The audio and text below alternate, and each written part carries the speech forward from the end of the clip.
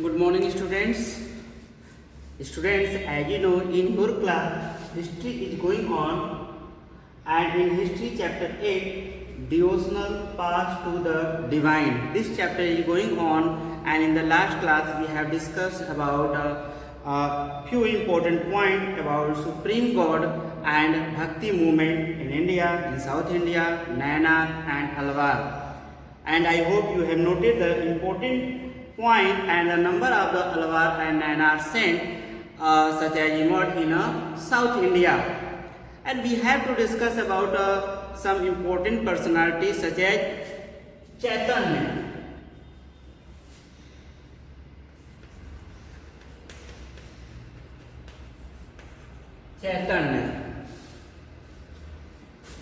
Chaitanya Mahaprabhu. And you know, Chaitanya Mahaprabhu was a saint from Bengal. From where belong? Bengal. And he was a devotee of Lord Krishna. Every time devotee and singing a song him in the praise of the Lord Krishna. And he emphasized also that devotional music was the most important means of expressing bhakti. Chaitanya composed hymns in praise of Lord Krishna. He sang devotional songs and danced. He popularized musical gathering called Kirtan. Musical gathering called Kirtan. After that, Mirabai.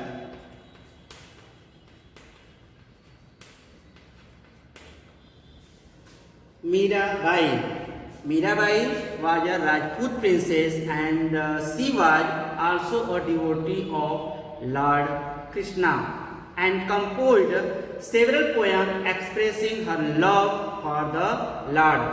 She popularized also her bhakti through her bhajan kirtan, and a hymn by Mirabai, Hari you save your devotee, Hari you save your devotee. Means we save, we are your devotee, and you cover the shame of Draupadi by providing cloth you decorated as a Narasimha for the sake of your devotee.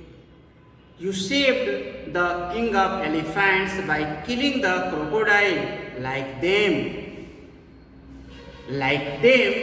free to towards my pain. A hymn sung by Mirabai in the devotee of Lord Krishna. Now, students, we have to discuss about Nath Panthi. After the Chaitanya Mahaprabhu, Mirabai, we have to discuss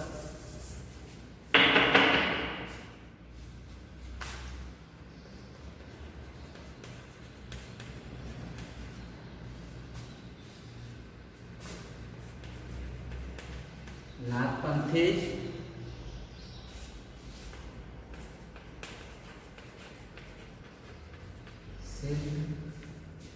Siddharth and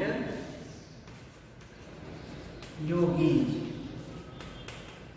Nath Panthi, Siddharth and Yogi. A number of religious groups that emerged during this period, during the medieval period, described the ritual and social order using simple logical argument. They were the Nath Panthi, Siddharth and Yogis. They advocate a renunciation of the world and the path of salvation in the meditation on the formless ultimate reality. To achieve this, they advocate intense training of the mind and the body through yogasana. Sufi philosophy.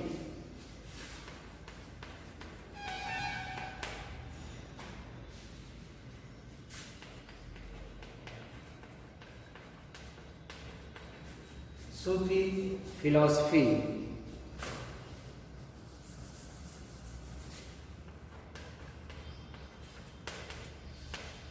What is Sufi philosophy? You know, Sufism, Sufi Vad. Sufism came to India from the 19th century onwards, and the Sufi movement also its origin in Arabia. The word Sufi means one who is pure. Sufi means one who is pure. Sufi means one who is pure. Means about one God. Sufi preaching about one God, and as you know, it came from the Arabia, and the Sufi saint also believe in the principle of the Hadith and the Quran. Hadith, Quran, Hadith, and the principle related to the Hadith, Quran. The main principle of Sufism were that God is supreme and all pervasive. God is one. God is one, and one God is supreme. True love of God means serving the fellow human beings. Different religions preach different way of preaching God. Therefore, one should respect all human beings, irrespective of caste, creed, or religion, and one could come closer to God through devotional music. Means through the devotional music you can close to the God, and God is one, and one God is supreme. Sufi also devoted themselves to prayers and fasting. Many Sufis ate grass and leaves. Many Sufis ate grass and leaves. They wore rags and lived in an isolated life in mountains and jungles, forest area. Sufi saints also were known as Peers. They were against the orthodox ideas of ulema. I mean, they did not like ulema rules.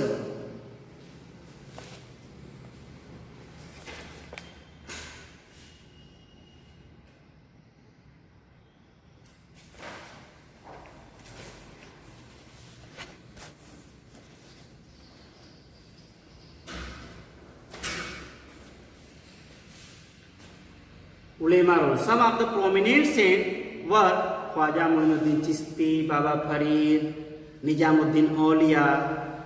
These were the famous Sufi saints. About Baba Farid,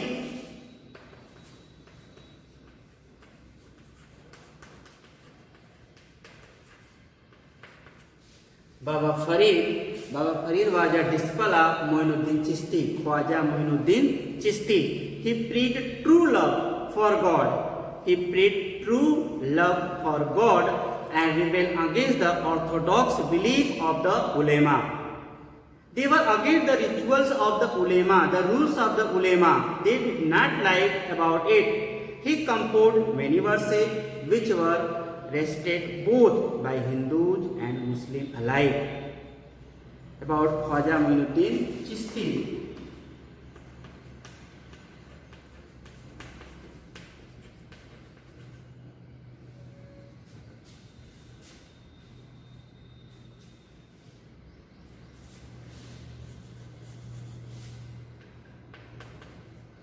Khwaja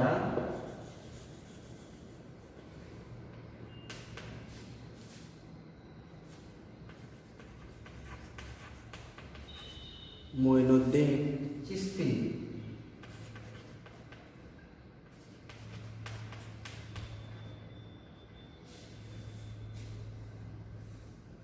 Khwaja Muinuddin Chishti.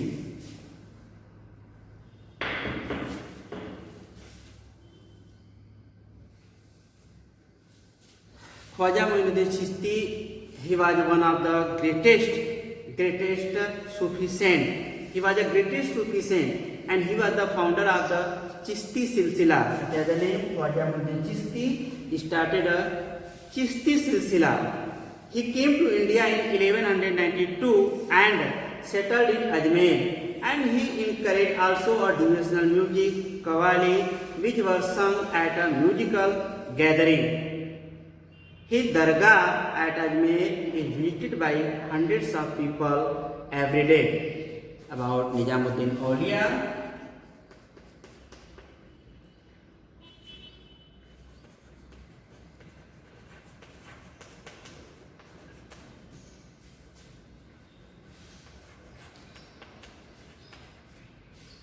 Nizamuddin Aulia. Nizamuddin Aulia. Nizamuddin Aulia was a disciple of Baba Farid and the teacher of Amir Khusro. He inspired people with the love of God. His dargah at Delhi attracted a lot of visitors every day. Khwaja Muhyiddin Chishti Dargah in Ajmer, and every day so many people are going there, and they visited so many times. And such as Nizamuddin Aulia, the dargah located in Delhi, and so many people, visitors go there. Now about Sufi orders.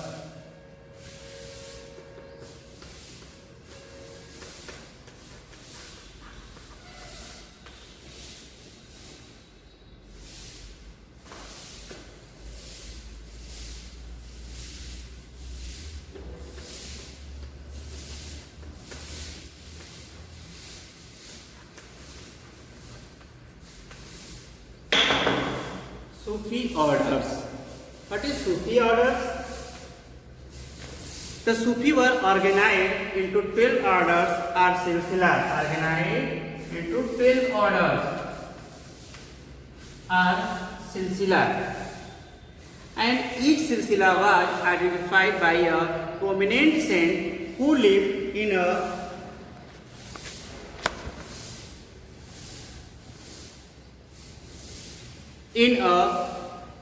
Khanka along with his disciple.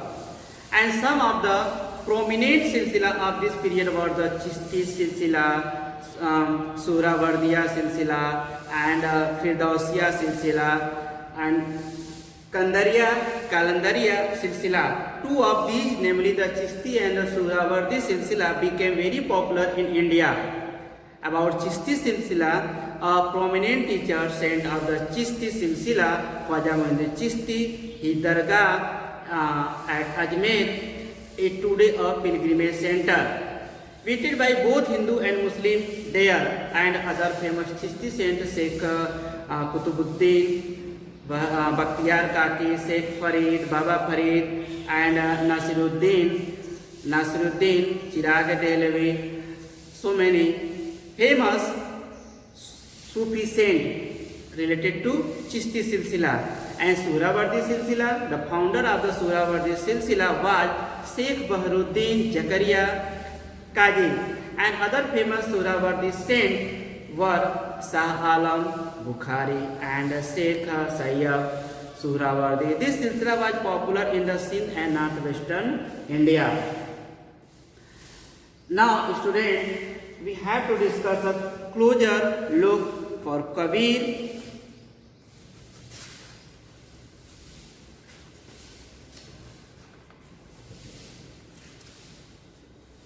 We have discussed about the Naqshbandi, Sufism, and Nizamuddin Aulia. We have to discuss about a closer look Kabir and Guru Nanak.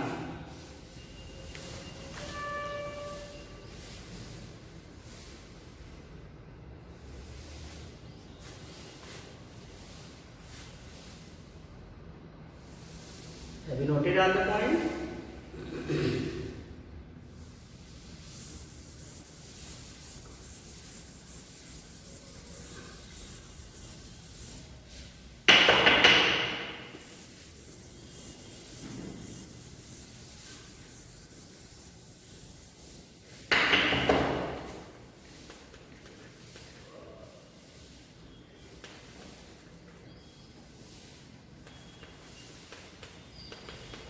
Closer look Kabir, which we have to discuss about Kabir. You know, Kabir was a great revolutionary saint and mystic of the 15th century. His teaching helped to bridge in the gap between the Hindus and Muslim, and his views, mystical poems and his devotional song have made one of the most eminent figures among the saints of the India. Kabir was born in 1398 AD. Kabir was born in 1398 AD, and Kabir was founded by childless Muslim weaver named Niru and his wife Nima. Niru and Nima. And the couple adopted by baby, although brought him up as a Muslim. Kabir took on many Hindu customs. Kabir had heard about the Hindu saint Ramanand, who was living in Benares. And since he was low class Muslim boy, Kabir feared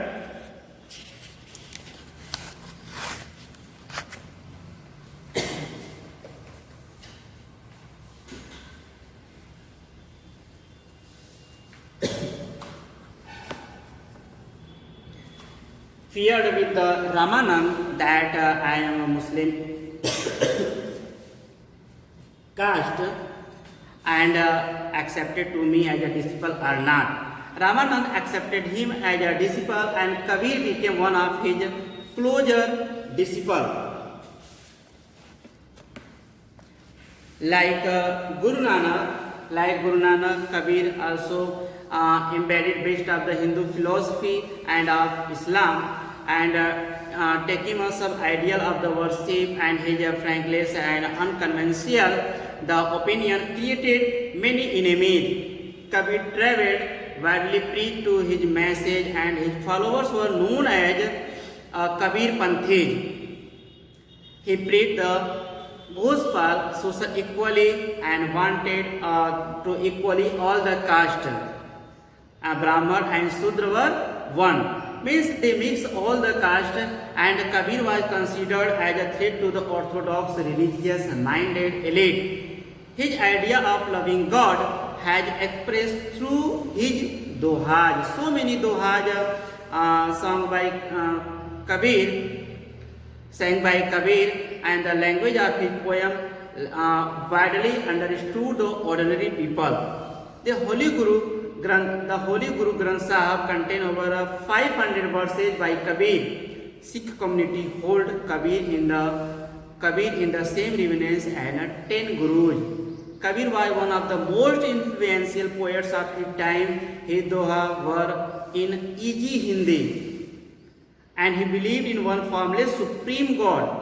He openly proclaimed that salvation could be attained through devotion and bhakti. He gives the praise to all the people, means through the bhakti we can solve all the problem. Bhakti or devotion. There are many interesting stories by the Kabir death. When Kabir passed away, Hindus wanted to cremate him, and on the other hand, the Muslim insisted on burial. There is a story of which said that when they removed the cloth, there were only flowers.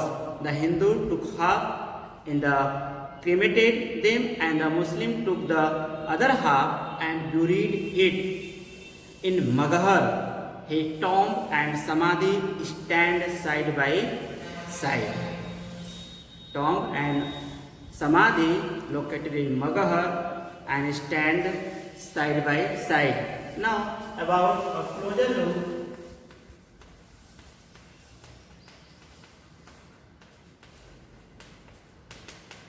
Guru Nanak.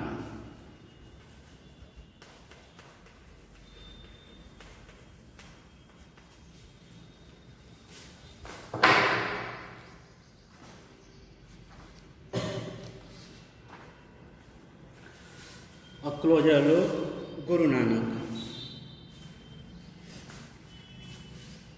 You know, student, Guru Nanak also was the founder of Sikhism. Guru Nanak, founder of Sikhism.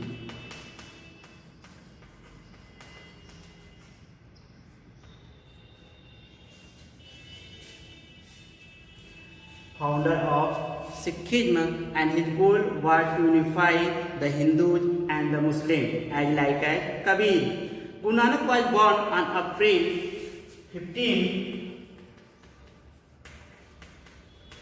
1469 at Talwandi. Where? At Talwandi, located in Punjab. It is known as Nankana Sahib and situated near Lahore in present time in Pakistan. His father Kalu Chand was a Patwari and his mother was Tripta Devi. At the tender age of the 5, means a very small age, Nanak began speaking about God. He began to study Hindu, Persian, Punjabi and Sanskrit. At the 18 years, he was married to the Sulakshana Devi. He had 2 sons, but domestic life was not for Guru Nanak, and he believed that his true family consisted of loyalty to truth, mercy, happiness, devotion and compassion. With this, Nanak did not believe in the rituals or superstitions, and he believed that there was just one God, and the change of the God's name and the life of the purity and charity would lead to the freedom from the cycle of birth and death. He believed in the theory of karma and rebirth. He spread Sikhism to Burma, Iraq, Tibet and Sri Lanka. And he composed so many poems. Also the first chapter, the holy book, Guru Granth Sahib. In this poem inspired many Sikh a good life and follow the basic principles of the prayer, right living and under the God and fellow being. Guru Nanak passed away in AD 1539. He was born and passed away in AD 1539. And Guru Nanak appointed a Lahana, Guru Angad, as his successor. Guru Angad compiled the preaching of the Guru Nanak and to which added his own teaching in a new script called Gurmukhi.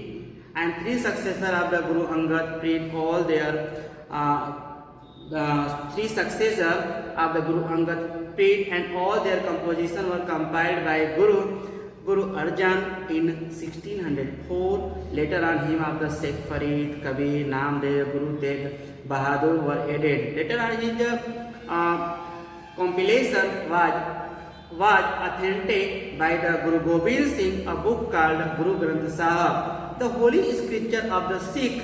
Mughal looked at the Sikh Guru as a potential threat. Jahangir ordered the execution of Guru Arjan Dev. Aurangzeb ordered the execution of Guru Tegh Bahadur. Hence, Guru Gobind Singh founded the Khalsa in 1699. Guru Gobind Singh founded the Khalsa in 1699. Khalsa Panth henceforth became a political entity.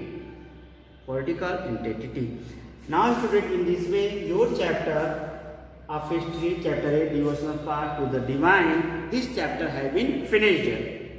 Your chapter, devotional part to the divine, this chapter has been finished with this topic, and after this class, you will get a question answer exercise in your WhatsApp group. Okay? Note down your homework.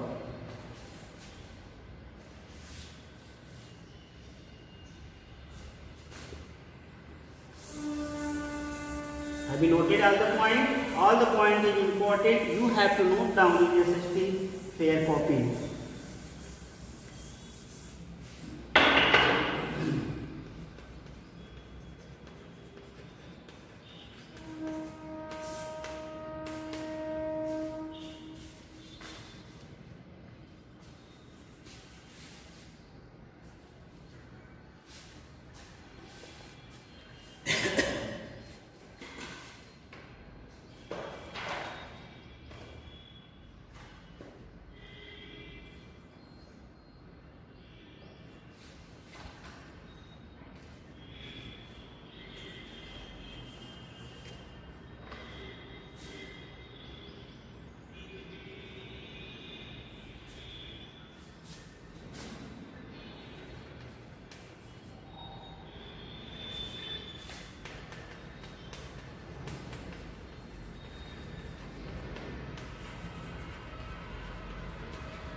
Why is Mirabai famous?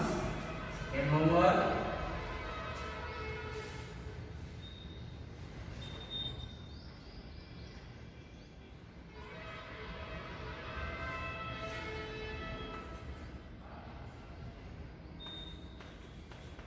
What were the teachings?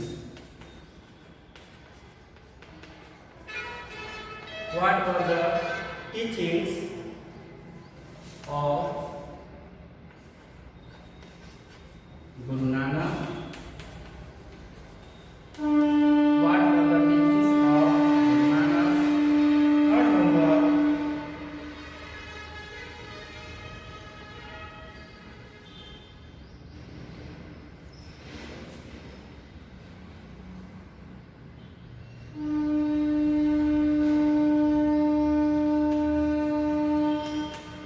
Light on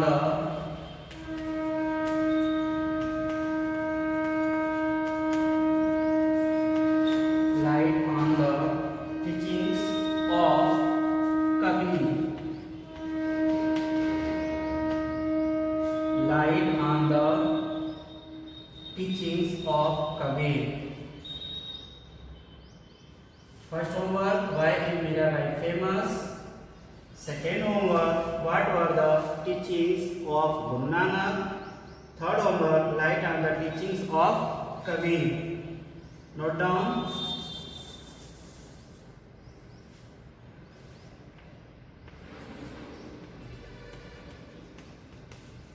Note down your homework, student.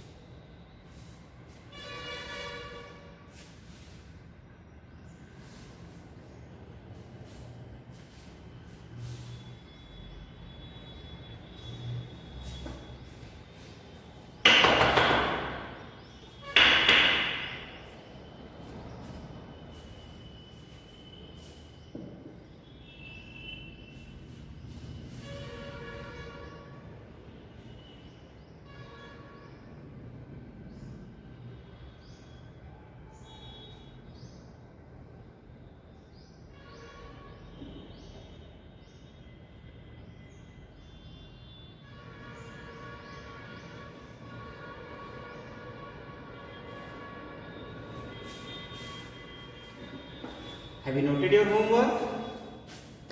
So thank you, student. Your chapter has been finished and question answer you will get through PDF in your WhatsApp group, and we will meet again with a new chapter. Thank you. Have a good day.